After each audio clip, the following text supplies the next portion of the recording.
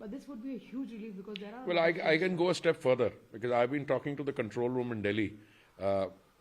Technically, sitting in Hungary, it's not part of my brief to cover what's happening in the evacuation from Sumi. But, you know, a lot of people send messages of concern. And I spoke to Delhi. 4 buses with a capacity of 50 each are already on their way to Poltava. And I think the logistical arrangements are also being for the other students to be taken to Poltava. And from there, depending on what the situation will be. So I think both in terms of a plan, food, arrangements, they're all in place.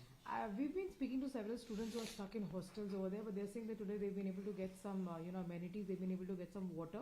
On behalf of the government of India, these students have braved a lot. What would you like to tell them? What is the message? No, I think, first of all, the messaging has to come from Delhi because, as I said, there were 4, outside Ukraine, there were 4 theaters where we were doing it. I can, speak with a degree of confidence about what's happened in Hungary, where we would have taken out, as of this tonight, something like 6,200 students.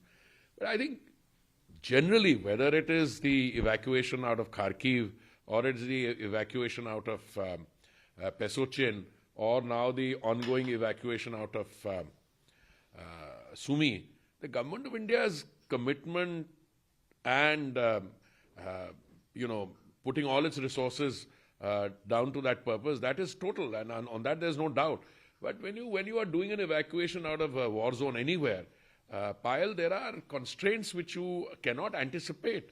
And, you cannot, the parties to the conflict, even if you use your margin of diplomacy, they have objectives which may not synchronize with your evacuation objectives. But I'm happy if we can complete this process in the next day or so, we would have completed all 23,000 or so.